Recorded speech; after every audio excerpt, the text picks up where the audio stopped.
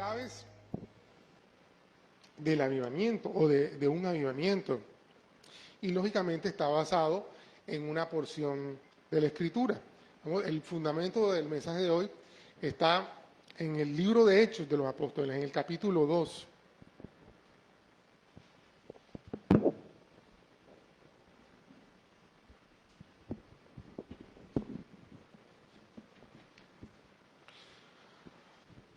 En el capítulo 2, versículo del 37 al 42. Okay.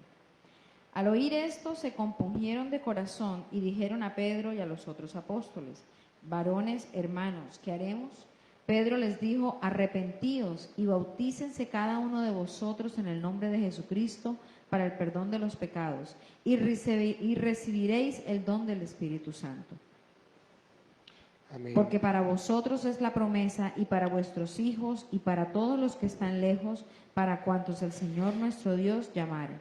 Y con otras muchas palabras testificaba y les exhortaba, diciendo: sed salvos de esta perversa generación.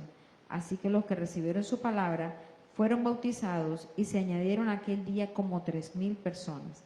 Y perseveraban en la doctrina de los apóstoles, en la comunión unos con otros, en el partimiento del pan y en las oraciones. Bueno, vuelvo a repetir, porque ya lo hemos tocado.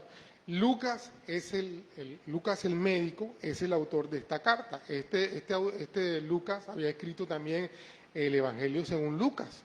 Yo les he contado de que Lucas no conoció físicamente a Jesús. Lucas fue un discípulo que recibió como de segunda mano toda la información y se convirtió por la predicación o por el discipulado de otra persona. Una de las cosas que él hizo y que es resaltable es que cuando él se da la tarea de organizar y de poner la carta o la carta de los Hechos de los Apóstoles, y cuando escribe el Evangelio, según Lucas, él lo hace según toda la información que recogió de sus conversaciones con los que fueron testigos cercanos de todo lo que pasó. Uno de esos fue María. Yo les he dicho que algunos estudiosos dicen que Lucas es el Evangelio según María, porque él se acercó a María y María le contó cómo ocurrieron las cosas, cómo fueron los eventos, y él anotó todo, y por eso, cronológicamente hablando, el Evangelio de Lucas es el mejor redactado, cronológicamente hablando. Bueno, hay una cantidad de elementos, fruto de alguien que tiene una estructura y un pensamiento científico. Y por eso también es interesante cómo Lucas cita los milagros que un médico no pudiera explicar, que no entiende dentro de su raciocinio, pero como médico tenía que entender que Dios estaba obrando y que obraba de esa manera. Imagínate, ¿cómo un científico va a explicar el tema de las lenguas? Complicado, complicado. Pero él es el que relata y cuenta todo este tema, cómo ocurrió el evento del derramamiento del Espíritu Santo y cuando hablaron en lenguas en Pentecostés. Esto se da, esta porción se da y todo cuando está la iglesia comenzando. Yo he dicho, no tenía pies ni cabeza, bueno, cabeza sí porque sabemos que la cabeza es Cristo, pero no tenía como algo claro, como un panorama, como una organización clara la iglesia, porque en ese momento acababa de morir Jesús y resucitar, y solamente estaban las enseñanzas, pero no había como un órgano de administración. Más adelante, en otros capítulos, se habla, cuando comienza a haber problemas, es que la iglesia comienza a estructurarse y se nombran lo que se llaman los diáconos, ¿cierto? Para comenzar a tener una organización administrativa y se comienzan a establecer ancianos en cada uno de los pueblos porque ya ellos no podían estar yendo y viniendo. Entonces se establecieron ancianos, esa palabra anciano es la misma que se utiliza para pastores o presbíteros o obispos, que eran los que estaban en cada lugar enseñando, cuidando y ministrando al rebaño del Señor que estaba creciendo. Ahora, también ocurre la persecución. Usted sabe que una de las cosas que ayudó a que se extendiera el Evangelio fue la persecución. porque ellos estaban cómodos en Jerusalén, congregándose y recibiendo el Espíritu Santo y recibiendo las enseñanzas, y comienza la persecución y entonces les toca a ellos comenzar a huir. Hay veces, yo no voy a decir que todos los casos, pero hay situaciones en las cuales Dios utiliza la dificultad para que nos movamos, para que vayamos a lugares donde nunca antes hemos querido ir, para que hagamos cosas incluso que antes no queríamos hacer. Pero a veces nosotros somos bien egoístas, ¿cierto? ¿Por qué? Porque queremos en donde nos sentimos cómodos, queremos estar en donde a nosotros nos parece, queremos estar haciendo lo que nosotros queremos y no lo que Dios quiere que hagamos en un lugar determinado. ¿Me entienden? Entonces, cuando nosotros entendemos que Dios nos habló de ir a Jerusalén, a Samaria, a cada lugar de la tierra, y cuando sabemos que Dios nos está moviendo, no necesitamos de situaciones como las que están pasando aquí, que Dios genere empujones en nuestra vida espiritual para que comencemos a hacer cosas. Yo allá en Jarabacoa tuve la experiencia con una hermana, y esta hermana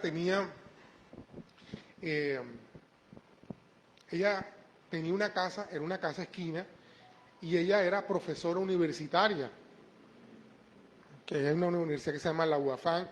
Ella era universitaria y era docente, ella creo que estudió administración o economía, no recuerdo bien cuál fue lo que yo estudié, pero era profesora universitaria. Y ella un día se le ocurrió comenzar a hacer tortas. Y la gente le compraba y la gente le encargaba. Entonces ella amplió su negocio y comenzó a hacer pudines. Eso en Jarabacoa no lo había. Eso en Jarabacoa no lo había. Entre nosotros acá es muy común eso, pero en Jarabacoa, eso, para comprar un pudín tú tenías que ir a La Vega, o sea, al pueblo cercano o a la ciudad más grande, porque en el pueblo donde nosotros estábamos no lo había. Entonces, un día ella tuvo un sueño. Bueno, ella se animó y alquiló un local. Y en ese local comenzó a prosperar, le estaba yendo bien, y cuando les comenzó a ir bien, los dueños del local le pusieron el ojo y dijeron, este local es bueno y tal, y le dijeron que no le iban a renovar el contrato. Y entonces ella comenzó a orar y ella tuvo un sueño. Y ella me decía, ella consulta con su papá, pastor, el pastor era Popín, del que yo les hablaba, y Popín le llamó la atención y ella le dijo, mira, ese sueño es de Dios, habla con Pacho. Él y yo, con una grande confianza, y él me dijo, Pacho, mira, hay una persona aquí que tuvo un sueño, yo quisiera que tú lo escucharas. Y yo lo escuché, y el sueño era que el negocio de ella se le prendía en llamas. Y ella corría para un lado y ella corría para otro. Y yo me quedé pensando y yo dije, mira Maribel, yo no sabía todo lo que estaba pasando, que le habían pedido el local y todo eso. Y yo le dije, mira Maribel, yo siento que es el tiempo de que salgas de ahí, de donde estás. No tenía nada que ver y ya pensó que era que se iba a quemar el negocio. Y ella me dijo, ¿y por qué dice usted eso, pastor? Yo no sé, pero es tiempo de que salgas de ahí. Entonces ella me contó, es que me están pidiendo el local y quieren que me ayude. Mujer, no temas.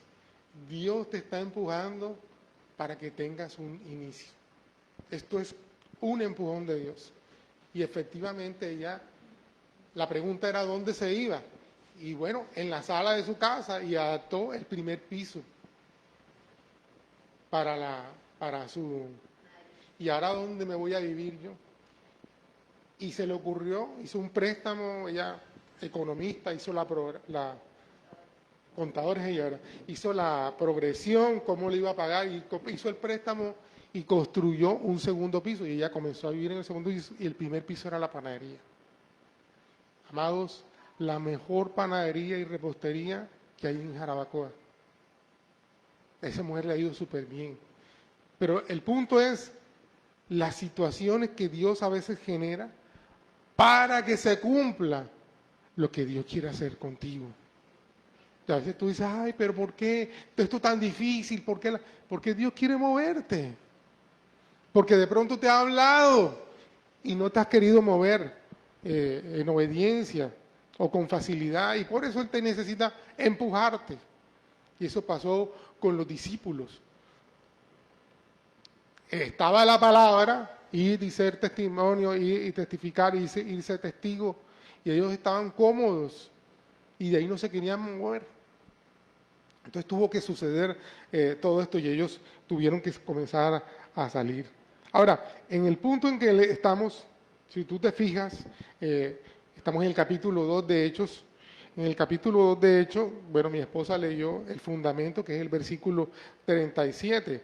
Pero si tú te das cuenta, echas un poquito atrás y ves el versículo 14, dice, entonces Pedro poniéndose en pie, con los 11 alzó la voz y les habló diciendo, porque Pedro, como todos los discípulos, estaban encerrados, llenos de temor porque lo estaban persiguiendo, por las dificultades, porque las dificultades, las persecuciones, te llenan de temor, ¿cierto? Cuando tú te estás frente a una situación que no conoces cómo la vas a resolver, te llenas de temor.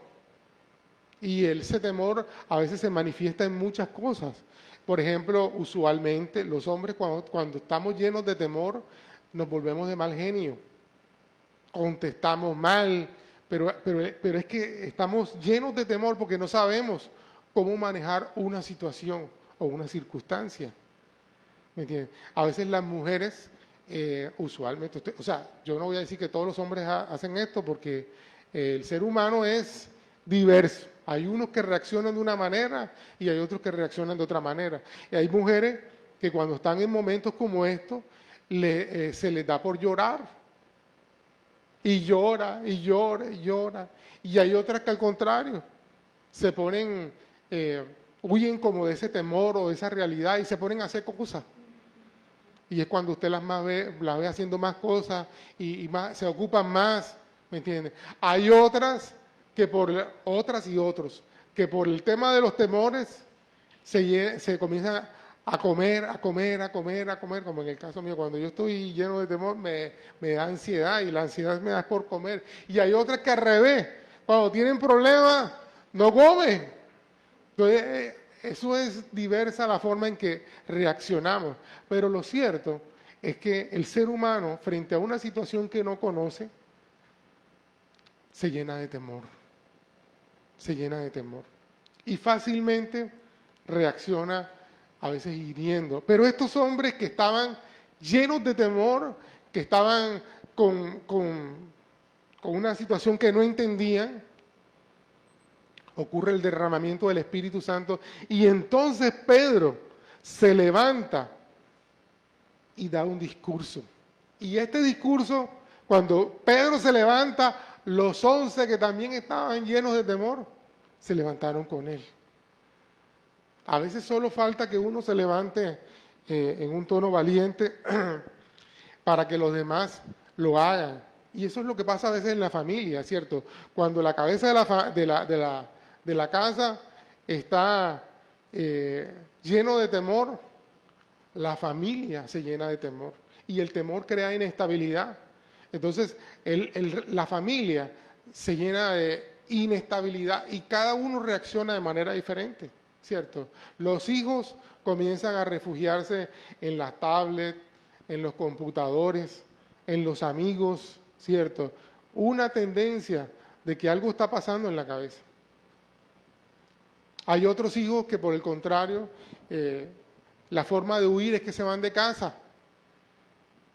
y huyendo a la realidad terminan en drogas, en alcohol, en sexo ilícito, en una cantidad de cosas, pero realmente el problema es que el temor los ha llevado a huir. El huir es una forma también de algo que se llama la negación. Los seres humanos, cuando entramos frente a una situación que no conocemos, entramos en un estado de negación. Por ejemplo, Eh, Está el caso de, bueno, cuando a mi mamá le diagnosticaron el tema de la senilidad, ¿me entiendes? Yo enseguida comencé a entender muchas cosas y comencé a tomar acciones sobre eso. El médico, el tema de las pastillas, pero hubo, por ejemplo, en el caso de mi hermana entró en negación. Mi mamá no tiene nada, mi mamá siempre ha sido así.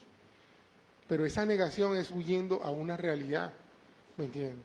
Hay gente que reacciona de una manera. No, ella no tiene nada. En el nombre de Jesús declaramos que tiene mente, la mente de Cristo. O sea, pero realmente lo que está sucediendo es que estamos huyendo de la realidad. Y eso puede pasarnos, ¿me entiendes? Y yo te digo, lo único que puede cambiar esa situación es cuando, como en el caso de Pedro, tenemos una visitación especial del Espíritu Santo, que cambia nuestra naturaleza. Yo te voy a decir una cosa, les digo una cosa, nosotros, entre más conozco al ser humano, me doy cuenta lo complejo que es generar cambios. O sea, como pastor, mi amado, yo tengo la convicción de que yo no puedo cambiar a nadie. Yo no cambio a nadie. Y a veces la gente quiere que uno regañe, exhorte, ore y haga de todo, pero realmente yo no cambio a nadie. El único que tiene el poder para cambiar a las personas es el Señor. Y en este caso, cuando él, o sea, me refiero a Pedro y los discípulos recibieron esa visitación especial del Espíritu Santo, entonces su vida reacciona de una manera diferente. ¿Tú quieres reaccionar diferente? Necesitas una llenura del Espíritu Santo. Necesitas de una visitación de Dios. ¿Sabe? Eso es un tema que a veces también a mí como pastor me preocupa. Porque nosotros cumplimos con pedir que la presencia de Dios venga y llene a las personas. Pero a veces las personas no desean eso. Tú tienes que desearlo. Tú tienes que ser consciente de tu situación para abrir tu corazón y que el Señor llegue y entre y llene tu vida. ¿Sabes? El Espíritu Santo y Dios se dice, él es un caballero. Si tú le invitas, Él entra. Los demonios entran a la fuerza. Bueno, y también porque se abren puertas. ¿Me entiendes? Pero el Espíritu Santo entra cuando tú le invitas, cuando tú lo honras, cuando tú comienzas a prepararte para que Él venga y reine. Y el tema no es que llegue, el tema es qué pasa después que Él llega. ¿Me entiendes? Porque como dice la Escritura, un espíritu inmundo sale. Pero si tú la casa la tienes vacía y sucia y descuidada, dice la Escritura que viene, regresa. Y regresa acompañado. Y entonces tú dices, pero ¿por qué el hermano, si él estaba andando tan bien, ahora se chapetó y peor?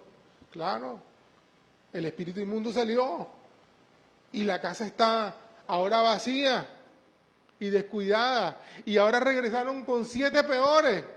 8 peores, más todavía. Y la condición de la persona pasa a ser peor que la de antes. Entonces, necesitamos de la llenura del Señor para poder hacer lo que por nuestras fuerzas no podemos hacer. Por ejemplo, en el caso de Pedro, Pedro no podía hablar, estaba lleno de temor y también hasta de culpa. ¿Me entiendes? De muchas cosas. Mas, sin embargo, la llenura del Espíritu Santo genera en la vida de él una reacción diferente. Hacer algo que no se atrevía a hacer. Yo no sé cuál sea tu situación, pero deben haber cosas que en este momento tú sabes que tienes que hacer, pero no puedes por temor. Porque el temor te paraliza. El temor es como una cárcel, ¿cierto? Y tú para salir de esa cárcel necesitas del Señor. Yo quiero que la gente salga de cárceles, pero la gente tiene que desearlo también. Tiene que desearlo. Tienes que mirar tu condición, tus temores, tu situación, para querer salir de esa situación. Ahora,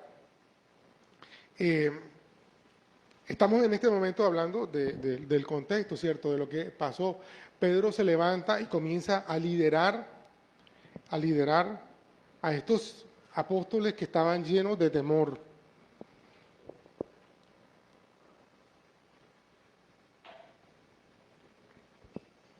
No te preocupes, es que no, todo esto no cabe aquí, entonces no tengo dónde ponerlo. Entonces, ahora, ¿cuáles son esas tres claves? El otro está allá, no te preocupes. ¿Cuáles son esas tres claves para el avivamiento? Número uno, el arrepentimiento. Mi esposa leyó lo que dice ahí. Ahora lo vamos a retomar. La previa revelación del Evangelio y un derramamiento del Espíritu. O sea, no están en orden ahí. Solamente te estoy mencionando las tres cosas. Ahora, vayamos a la primera.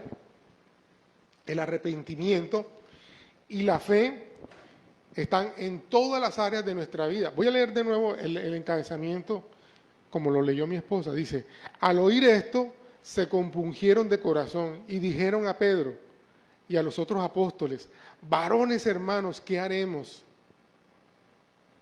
Estaban confundidos. Y todo eso, ¿por qué? Porque había venido el derramamiento del Espíritu Santo y porque Pedro les había predicado. Y el mensaje que Pedro les había dado era fuerte. Era fuerte. Entonces dice, ¿qué haremos? Y mira la respuesta de Pedro.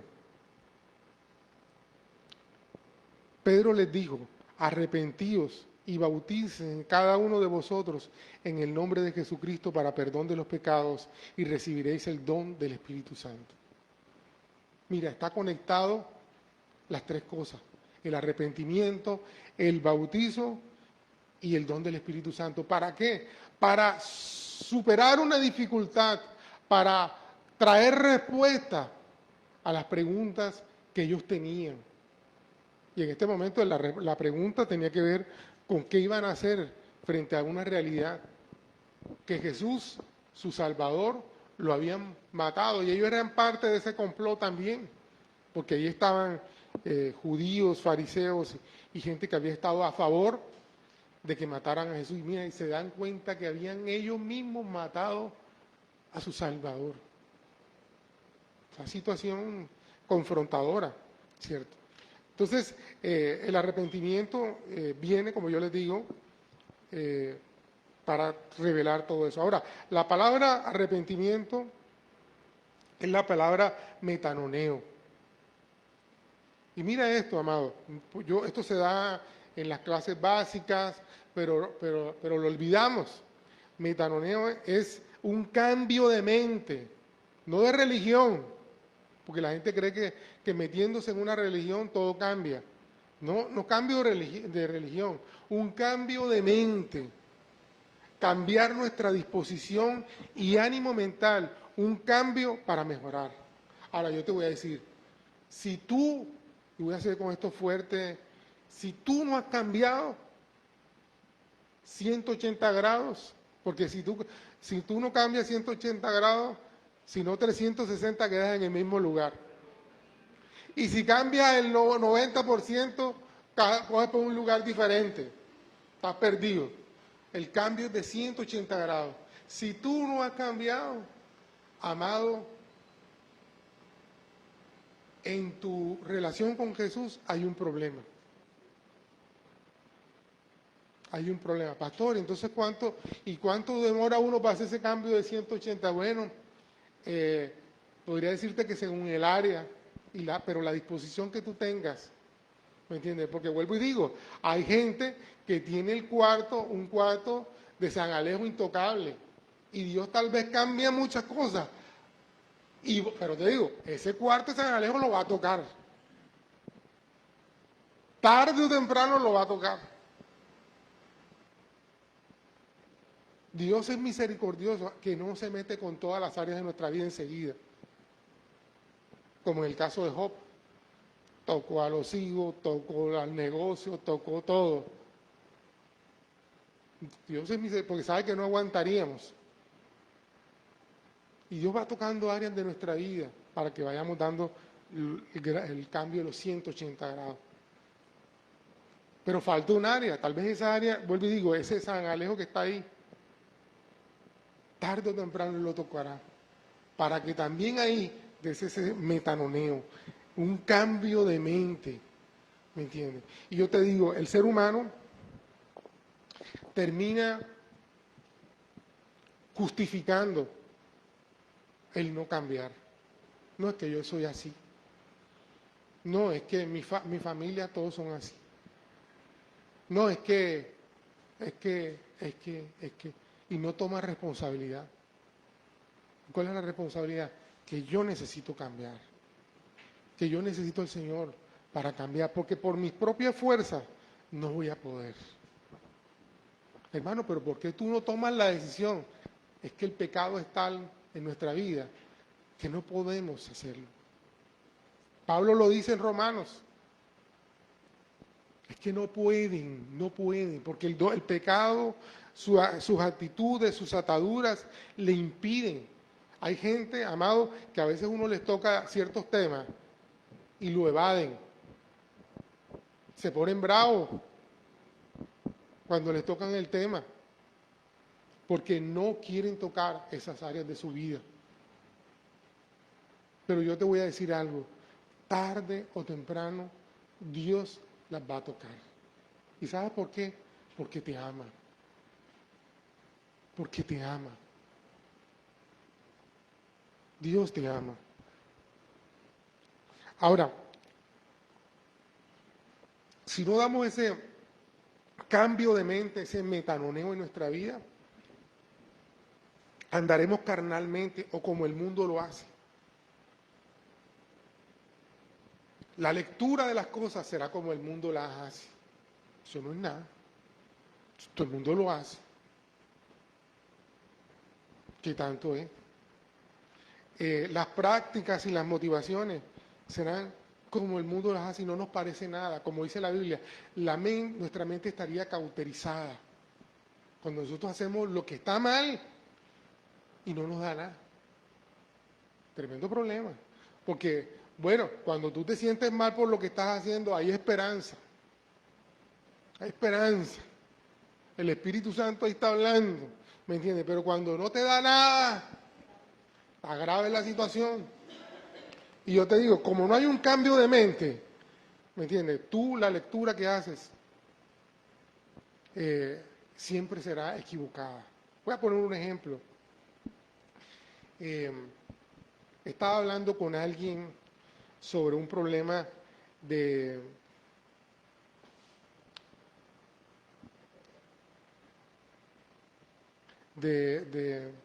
tema político.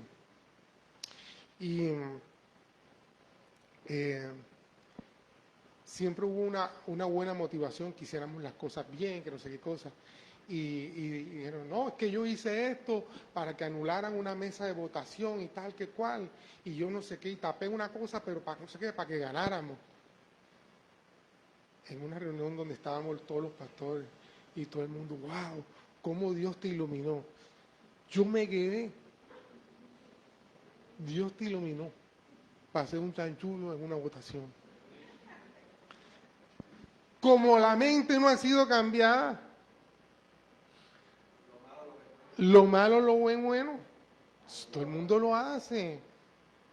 Lo importante era ganar las votaciones y que nos mantuviéramos ahí, tú sabes, la bendición y ahí. Yo me quedé pensando la cosa, yo dije, Dios mío, no hay revelación de que lo que estamos haciendo está mal. Y así, con muchas cosas. Otro ejemplo, yo creo que esto lo he contado. Yo toqué en un grupo de música folclórica, no era cristiano. Yo tocaba en un grupo de música folclórica, nos contrataban un grupo de danza. A ellos los contrataba el Hilton, el Hotel Caribe. Cada vez que venían turistas, los contrataban, ellos bailaban, hacían la presentación y tal, el show. Pero ellos para hacer esa representación necesitaban de músicos. Y ellos tenían dos grupos, un grupo de música folclórica, gaita y todas esas cosas, maparé, les tocaba todo eso, y había otro que le tocaba música andina. Yo tocaba con el grupo que tocaba música andina. Y nos contrataron. ¿Cuánto nos van a pagar por cada toque? No tanto, ¿Y cuáles son las condiciones? No, ustedes tienen que llegar allá y tal, y nos explicaron, ustedes son la segunda parte del show. Entonces, están en este lugar, se ponen la ropa, y tocan, tienen que tocar con el sombrero ese, con abarca y todo eso. Ah, bueno, listo, mira, ¿qué tallas son? Ok, listo, todo perfecto.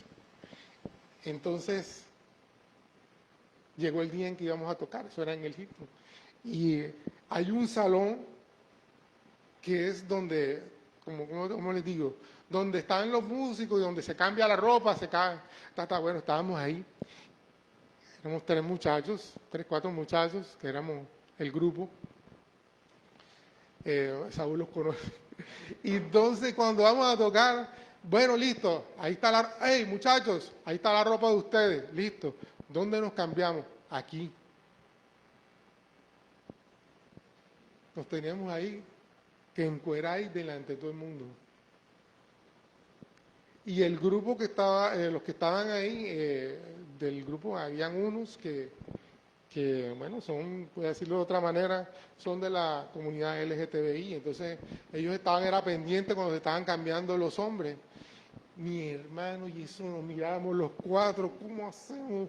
Pon la guitarra, pon el estuche, no sabía. La primera vez, eso fue un problema para que nos cambiaran.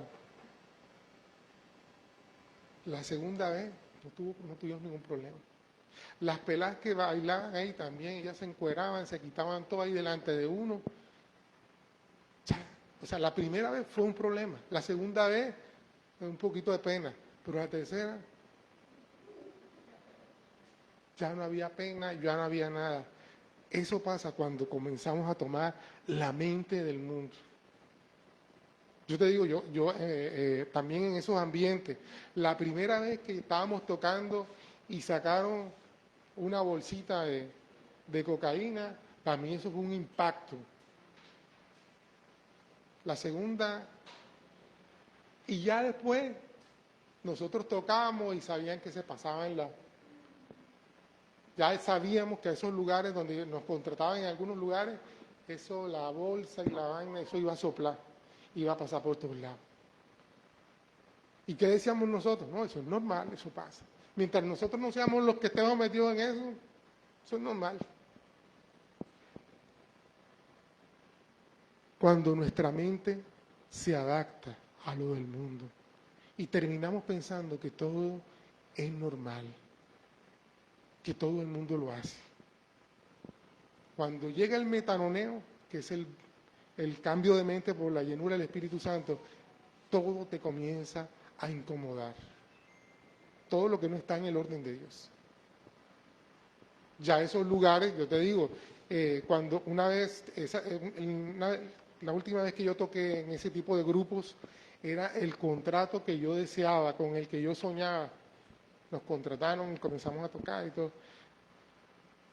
Y bueno, pasó un evento ahí y yo dije, Señor, ¿yo qué hago en este lugar?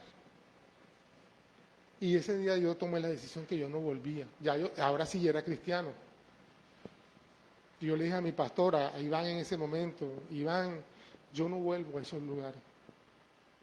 Y él me dijo, se lloró, bueno, lo conocen al pastor Iván, saben que le lloró, y yo decía, ¿qué pasó? Yo vengo orando hace rato para que tú pudieras entender eso, viejo. Y el Espíritu Santo me reveló, a mí, no me lo mandaron a decir, ni me lo impusieron, que ya ese no era mi lugar. Y me comenzaron a llamar de nuevo, mira, que quedaron encantados con el grupo ustedes, que no, hable con los otros músicos, pero yo no me voy a meter en eso, no voy a volver a eso.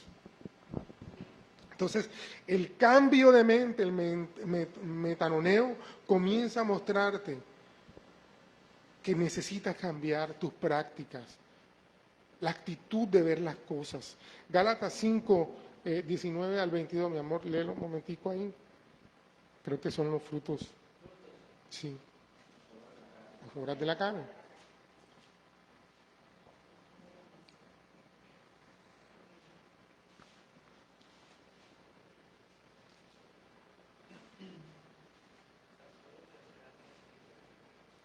Sí.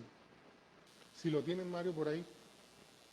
Dice, y manifiestas son las obras de la carne, que son adulterio, fornicación, inmundicia, lascivia, idolatría, hechicerías, enemistades, pleitos, celos, iras, contiendas, disensiones, herejías, envidias, homicidios, borracheras, orgías y cosas semejantes a esta, acerca de las cuales os amonesto, como ya os lo he dicho antes, que los que practican tales cosas no heredarán el reino de Dios. Voy a leer un poquito antes, dice, digo, pues andad en el Espíritu, no satisfagáis los deseos de la carne, porque el deseo de la carne es contra el Espíritu, y el del Espíritu es contra la carne. Y estos se oponen entre sí, para que no hagáis lo que quisiereis. Pero si sois guiados por el Espíritu, no estáis bajo la ley. Ahora, quiero explicarlo de esta manera. Amado, lo de Dios es lo de Dios y lo que no es de Dios, no es de Dios. Nosotros queremos ponerle, negociar las cosas con un pie aquí y otro pie allá. Lo que es de Dios. El espíritu y la carne son enemigos. Y hay una traducción que dice, son enemigos a muerte. Y esa es la gran lucha, porque yo soy carnal. Y hay una lucha dentro de mí. Pablo habla de eso también en Romanos. Hay una lucha porque lo que quiero hacer, lo que debo hacer, no es lo que yo quiero hacer, no es lo que yo debo hacer. Y ahí es donde el Espíritu está renovando mi vida y mi mente. Ahora, sí es cierto, eso es un proceso. Eso no es que tú viniste hoy y que ya mañana tienes que dejarlo todo y cortar. Ojalá lo hicieras, pero no va a suceder. Es un proceso en el cual Dios nos mete de transformación a través del Espíritu Santo. Pero todo comienza con una actitud de arrepentimiento. De decir, Señor, no puedo seguir en esto. Tengo que salir de aquí. Y Dios comienza a cambiar las prácticas, las motivaciones, la lectura de las cosas. Amado, yo cuento, cuando yo me convertí, usted me conoce ahora, pero en la calle, en mi casa no, en la calle, de 10 palabras que yo utilizaba, 8 eran vulgaridad. Vulgaridad viene, no sé qué cosa. Y mis hijos, mis amigos comenzaron a decir, oye, ven acá ya, porque tú te has cambiado, ya estás hablando diferente. Yo no me había dado cuenta. Mi forma de hablar, mi lenguaje había cambiado. A mí no me dijeron en la iglesia, deja de utilizar esas palabras, nada. El mismo Señor comenzó a transformar mi lenguaje, mi vocabulario. Entonces, hay una lucha ahí, y hay una lucha, ya fíjate que dice los frutos de la carne. O sea, es algo ya que tiene raíces en tu corazón, en tu vida, y que se manifiestan a través del fruto. ¿Cuáles son los frutos? Mi esposa lo leyó. Adulterio, fornicación, inmundicia y lascivia. Mira que comienza con los pecados sexuales. Y esa fornicación tiene que ver con todo lo que involucra la sexualidad deshonesta. De ahí es donde viene pornografía. O sea, yo no hago nada, pero yo nada más veo. Así. ¿Por qué te genera complacencia ver eso? Porque en tu corazón hay una raíz que tiene que ver con pecados sexuales. Y el fruto es que sientes complacencia viéndolo. Yo he visto que hay gente que recomienda para tener una sexualidad activa de ciertos elementos, como las películas, las no sé qué cosas. Uy, Dios santo. Entonces, ¿cómo después preguntan, ¿por qué cuando yo estoy con mi pareja estoy pensando en el de la película? O en mi ex. Porque alimentaste tu sexualidad con las cosas equivocadas. Y fíjate que lo primero que ataca el apóstol Pablo en la carta a los Gálatas son y manifiesta las obras de la carne y comienza por el tema de la sexualidad. No, es que, pastor, yo no he caído, pero resulta que no has caído en el coito, pero ha hecho un poco de cosas que están envueltas ahí.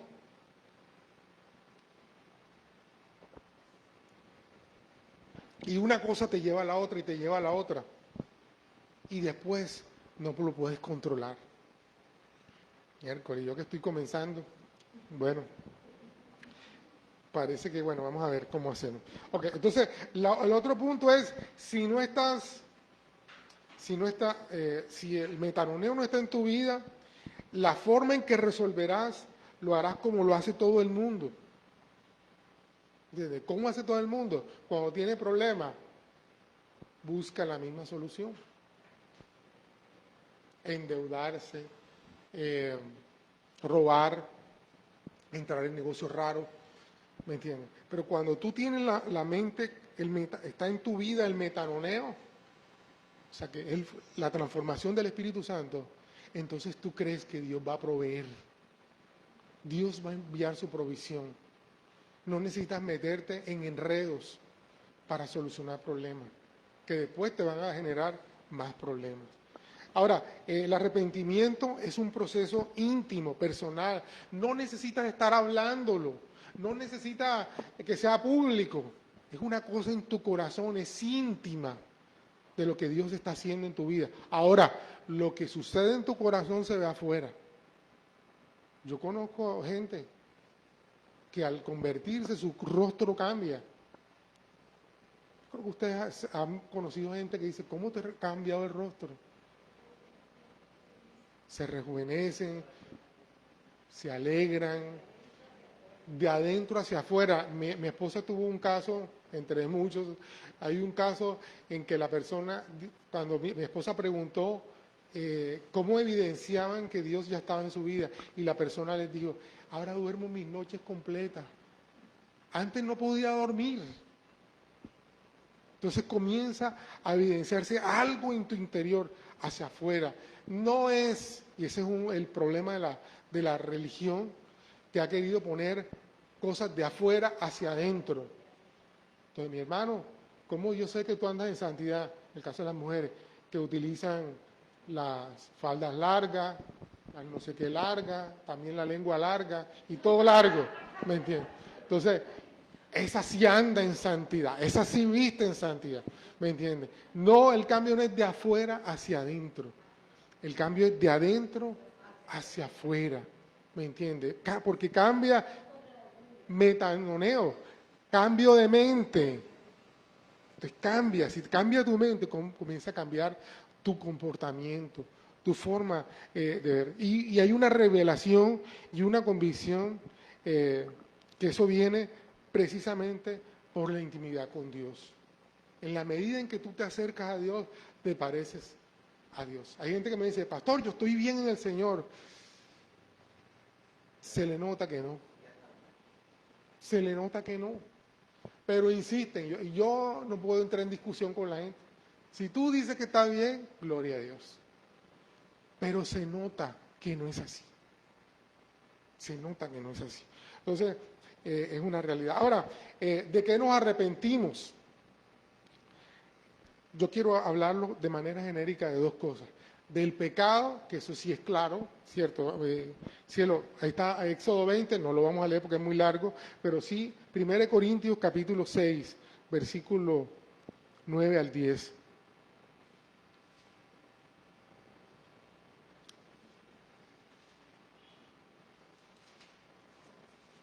Dice, ¿no sabéis que los injustos no heredarán el reino de Dios? No erréis, ni los fornicarios, ni los idólatras, ni los adúlteros, ni los afeminados, ni los que se echan con varones, ni los ladrones, ni los avaros, ni los borrachos, ni los maldicientes, ni los estafadores heredarán el reino de Dios. Entonces ahí tienes una lista de lo que es pecado. Mira, el mismo Espíritu Santo te revelará. Yo te voy a poner un ejemplo. A veces nosotros superficialmente no calificamos, pero cuando el Espíritu Santo escudriña, te das cuenta. Yo te digo, a mí me pasó tuve una experiencia hace años. Yo estaba predicando sobre los 10 mandamientos y cuando entré al tema de no robarás, estaba estudiándolo y el Señor me dijo, tú eres un ladrón. Yo me quedé, ¿en qué? Y bueno, la que lleva más control de esos temas es mi esposa. Entonces yo le digo, cielo, nosotros estamos diezmando bien, no estamos, las cuentas no están siendo como no, mi amor, estamos bien, todo, entra tanto, diezmamos tanto, y yo comencé como a escudriñar y a buscar. ¿Y sabe qué fue lo que el Señor me mostró? De pronto a muchos han caído en eso. Cuando tú haces una grabación musical, el músico, voy a poner un ejemplo, Cristín de Clario, para hacer esa grabación, mi hermana necesita un billetal, tiene que contratar el estudio, los músicos, eso no es que, ay, porque le gusta tocar al Señor, ellos hay que pagarles, hay que pagar cámaras, hay que pagar una cantidad de cosas, eso sale por un billetal. Y voy a decir, no el video, sino la grabación, ¿me entiendes? Entonces, en esa época, ¿qué hacía yo? En esa época era la de las épocas de los CD. Yo cogía y armaba como un playlist y lo quemaba y se lo regalaba a la gente. Entonces la gente no compraba CD. O sea, Cristín de Clario, yo le estaba robando su plata. Porque cada vez que yo copiaba un CD, ella dejaba de ganar. Eso es ilegal. Nosotros los latinos no Puerto Rico, no boricuas, porque el boricua tiene la mentalidad gringa y ellos sí tienen conciencia clara de que eso es un delito y está mal.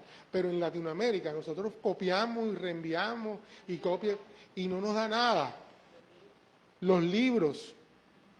A mi hermano, préstamelo para sacarle fotocopia.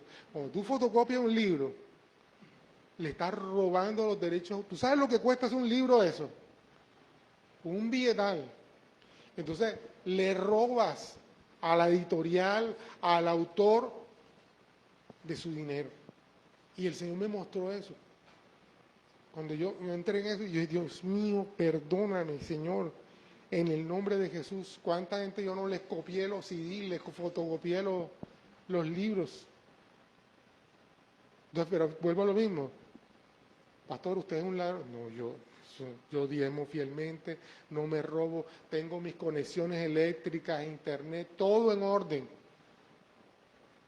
Amados, una vez estaba predicando en un lugar y el pastor, el pastor me dijo, alguien preguntó y dijo, una colección, no sé qué cosa, por fuera del contador es pecado. Yo le dije, sí. Y el pastor dijo, bueno, en Colombia sí, acá en República Dominicana no. Yo me quedé. Eso es robar en donde sea. En donde sea eso es robar. Pero el Espíritu Santo es el que tiene que mostrarte eso. La declaración de renta, etcétera, etcétera. Entonces, usted sabe, abro ahí un paréntesis, por eso es que es importante que en los sobres de ofrendas y diezmos tú pongas tu nombre y tu cédula, para que cuando tú pidas la certificación se puede hacer correctamente, ¿me entiendes? A nosotros nos pasó aquí en Turbaco, comenzando, una persona le dijo a Milena, yo necesito que tú me des un certificado, y revisaron y no habían sobres de diezmo ni ofrendas, nunca. No, pero yo sí he dado, yo sí he dado. No, ¿cómo vamos a centrar eso? Eso no es así. ¿Entiendes? Necesitamos realmente ser coherentes. Ahora, ese es el pecado por acción, pero también está el pecado por omisión. Santiago 4:17. ¿Tienes ahí, cielo?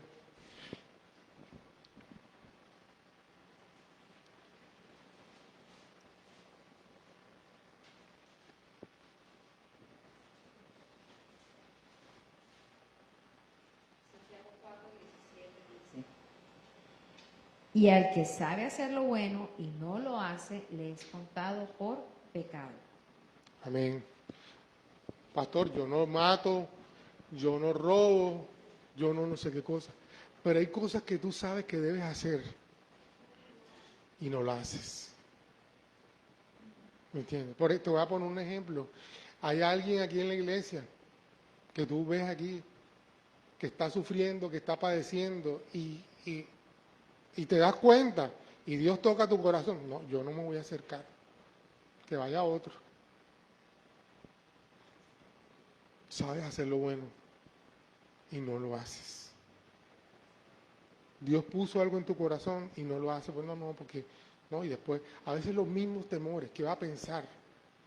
¿Cómo me le voy a acercar? Y le digo y me rechaza. Sabes hacer lo bueno y no lo haces. También está el pecado por ignorancia, que está en... 1 Timoteo 1:13 dice, habiendo sido yo antes blasfemo, perseguidor e injuriador, mas fui recibido a misericordia porque lo hice por ignorancia, en incredulidad. Exacto. Hay cosas que hacemos y que nosotros no sabíamos que eran pecados. Pero igual es pecado.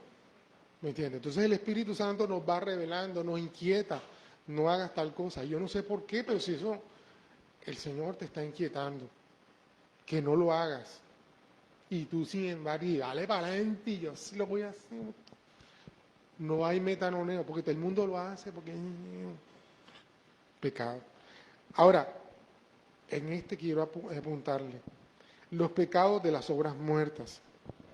Hebreos 6:1-2 dice, por lo tanto, dejando ya los rudimentos de la doctrina de Cristo, vamos adelante a la perfección, no echando otra vez el fundamento del arrepentimiento de obras muertas de la fe en Dios, de la doctrina de bautismos, de la imposición de manos, de la resurrección de los muertos y del juicio eterno. Las obras muertas son aquellas cosas, las acciones, las obras que se hacen por fuera de Dios, a veces con muy buena intención. Un ejemplo de esa, Mateo 16, 21, 23. Desde entonces comenzó Jesús a declarar a sus discípulos que le era necesario ir a Jerusalén y padecer mucho de los ancianos, de los principales sacerdotes y de los escribas, y ser muerto y resucitar al tercer día. Entonces Pedro, tomándolo aparte, comenzó a reconvenirle diciendo, Señor, ten compasión de ti, en ninguna manera esto te acontezca. Pero él volviéndose le dijo a Pedro, quítate de delante de mí, Satanás, me eres tropiezo, porque no pones la mirada en las cosas de Dios, sino en la de los hombres. Mira eso, mira eso. Oye, Señor, ¿qué te pasa? No pase eso, Señor. ¿Cómo te va a pasar eso? No reprendo al diablo que te quiere atacar. Y mira lo que le dice Jesús. Apártate de mí, Satanás. Muy buenas intenciones. Y eso tiene que ver mucho a veces cuando queremos ayudarle a Dios. Son buenas acciones, pero son obras muertas porque no es lo que Dios nos ha mandado a hacer. Como voy a poner un ejemplo. A veces algunos tipos de ayudas. Quieres ayudar a alguien a hacer algo y resulta que Dios no te mandó a hacerlo. Ay, pero yo veo que la persona lo necesita, pero Dios no te mandó a hacerlo.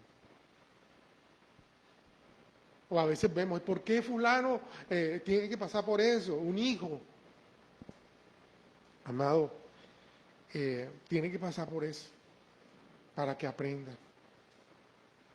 para que conozca un área de Dios que no ha conocido. Yo quería ponerla, y la pongo ahí como algo también grave y en lo que incurrimos mucho. Por ejemplo, hubo una vez una persona que me dijo, pastor, porque habían 2 cupos en el carro, entonces, mi hermano, no, yo no voy, porque es que no quiero agregarle peso a su carro.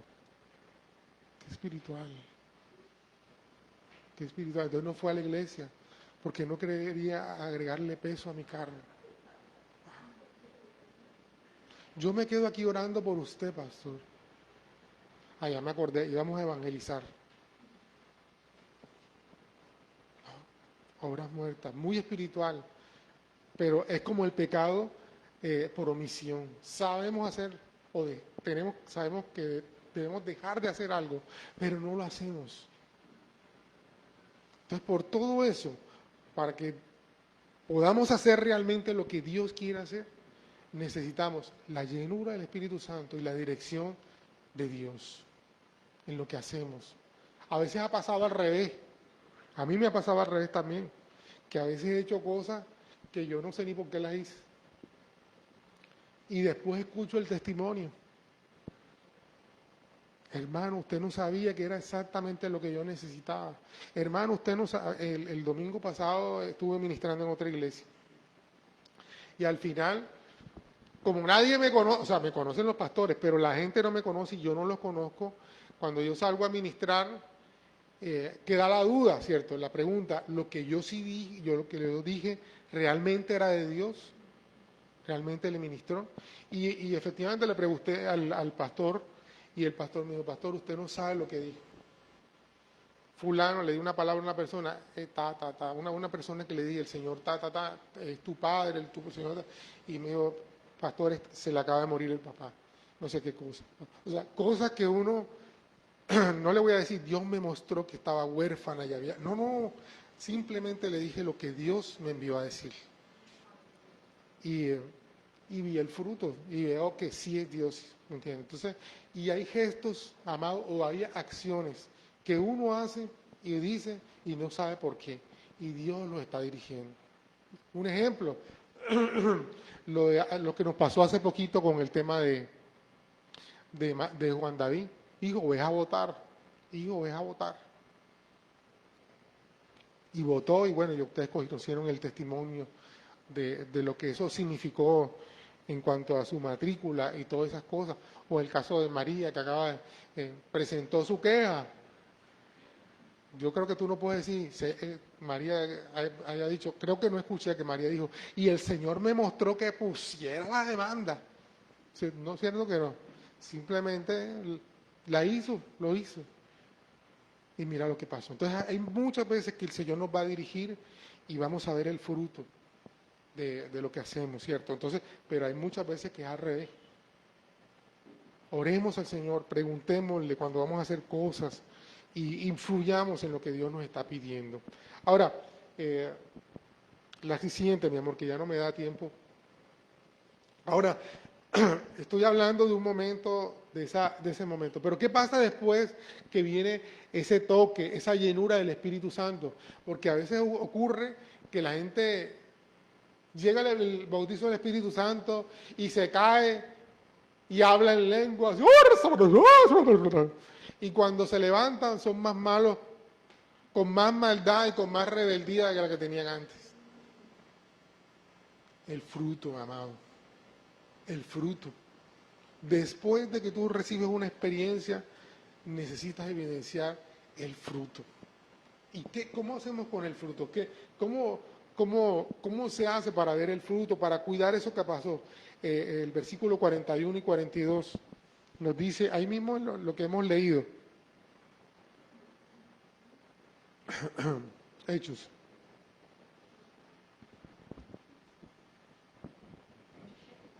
Hechos 2. Hechos 2, 41 y 42 dice, así que los que recibieron su palabra fueron bautizados y se añadieron aquel día como 3,000 personas. Y perseveraban en la doctrina de los apóstoles, en la comunión unos con otros, en el partimiento del pan y en las oraciones. Amén. Entonces, mira, ¿qué ocurría ahí? Ellos siguieron creciendo en familia y en la familia de la fe. Ellos siguieron reuniéndose y es interesante porque ¿cómo lo hacían ellos? ¿Los domingos? No. Todos los días se reunían. Dice que perseveraban todos los días. Y a nosotros un día a veces nos parece mucho. 2 horas nos parece un abuso demasiado. Una tía mía que ahora mismo tiene problemas de Alzheimer y ella con el tema de la comida, y resulta que fue a la iglesia de Boca Grande y en la iglesia de Boca Grande donde estaban, el servicio comenzó a las 11 y a las 2 todavía estaban orando y ministrando. Y entonces, bueno, tía, ajá, ¿y cómo le fue en el servicio? Me dijeron que fue el domingo. Yo no vuelvo a eso. Esa gente no es cristiano nada. Eso pone a uno a pasar hambre. Sí, yo me eché a reír, ay, tía. Bueno. Pero entonces el tema es que, que 2 horas, a veces 1 hora, nos parece mucho. A veces la hora de, no, a 5 de la mañana, levantarme a las 5 de la mañana para orar. Ahora tenemos una invitación para ir a orar a las Ramblas a las 5 de la mañana. Nos invitaron a orar. O sea, para estar allá a las 5 de la mañana, salir de aquí a las 4 de la mañana, más o menos, a poder estar. Entonces, pero el amor, la razón de ser, la motivación por la que vamos a hacerlo, ese día operan a tu papá. Ok. La razón, la motivación es suficiente para hacerlo, ¿cierto? Entonces necesitamos crecer en todo eso. Yo no te voy a decir que ayunes, que hagas no sé qué cosa, poco a poco. El crecimiento es algo que se va dando poco a poco, pero no te conformes, no te, ¿cómo decirlo? No te achantes. Ah, no, es que yo voy el domingo. ¿Tú cuál es tu vida cristiana? Los domingos yo voy a la iglesia. Y cuando no me siento bien, me conecto. Y cuando ni me conecto, después veo el servicio. Amado, que sea un deseo en tu corazón, una motivación, buscar de Dios, mientras pueda ser hallado. Ahora, dice ahí, perseveraban en la doctrina, o sea, en la enseñanza, en lo que estaban enseñando los apóstoles, ¿me entiendes? No en los sentires, realmente en verdadera doctrina. Y el partimiento del pan era recordar lo que Jesús había hecho por ellos, recordarlo, tener la revelación de lo que Jesús hizo en la cruz del Calvario por cada uno de nosotros. Y lógicamente perseverar en la oración. Si tú cada día te vas desconectando del cuerpo, más dificultad tienes para orar.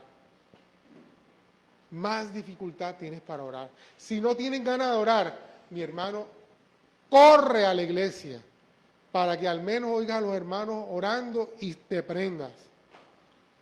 Pero si no tienes ganas de orar y no vienes a la iglesia, peor, ni el Netflix, ni el Spotify, ni nada de eso te van a avivar. Necesitas al cuerpo para que te encienda, para que te prenda, para que te enseñe, para que reciba. Algo te queda. De todo lo que hemos ministrado hoy, algo debe quedarte. Algo debe quedarte. Entonces, pero eso no lo vas a recibir en tu casa, ¿no? Entonces, persevera en la oración. Bueno, ya finalmente, ¿qué te habló Dios? ¿Qué decisiones debo tomar con todo lo que hemos hablado? ¿Estás seguro de que estás viviendo un metanoneo en tu vida? Ya estamos en la segunda parte del año. ¿Has cambiado este año algo? La gente que te rodea puede decir, mi hijo, mi hija, mami, ¿has cambiado? Si no ha ocurrido, amado, comienza a buscar de Dios. a orar, a pedir que Dios vuelva a llenarte y ponga en tu corazón el deseo de tomar un giro de 180 grados. Bueno, vamos a poner un momentico en pie.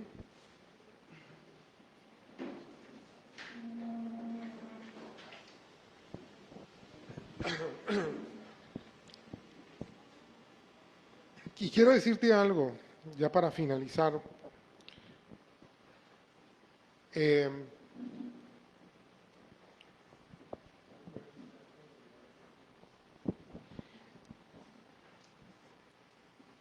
Pastor, usted de pronto ha sido un poco duro con nosotros.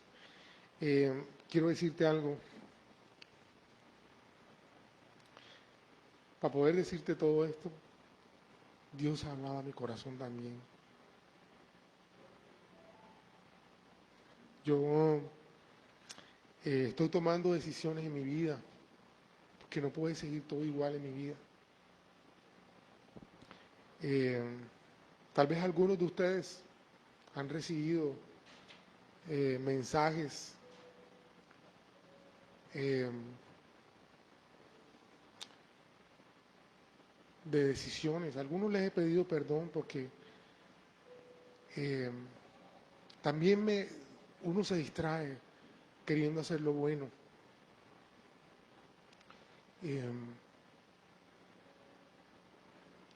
Estoy en un proceso también de cambio.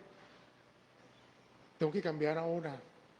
Yo sé que después de los 60 va a ser más difícil. Cuando ya comiencen a entrar otras cosas, va a ser más difícil. Y por eso también tengo necesidad de cambiar. Tengo que cambiar porque mis hijos se están yendo. Se están yendo de casa. Y tengo que ser un mejor esposo, tengo que ser un mejor papá. El tiempo me está corriendo. Y necesito cambiar.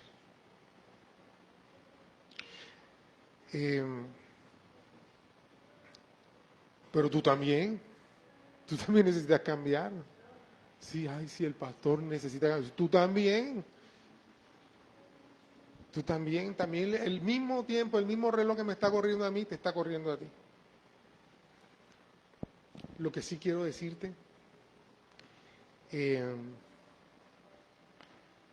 que no estás solo. El Espíritu Santo está contigo. No lo vas a hacer solo. Pastor, he querido cambiar en 5 o 10 años, no he podido. Tranquilo. Tranquilo, Bobby, tranquilo. Que no estás solo. El Espíritu Santo está ahí. Para avivarte, para ayudarte.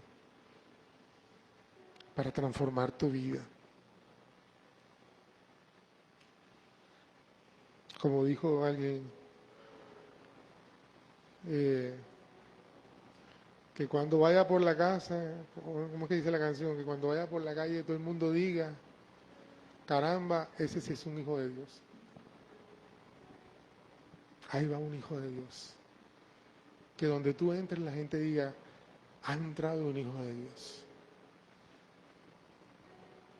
Padre, venimos delante de ti, Señor, a arrepentirnos por nuestros pecados.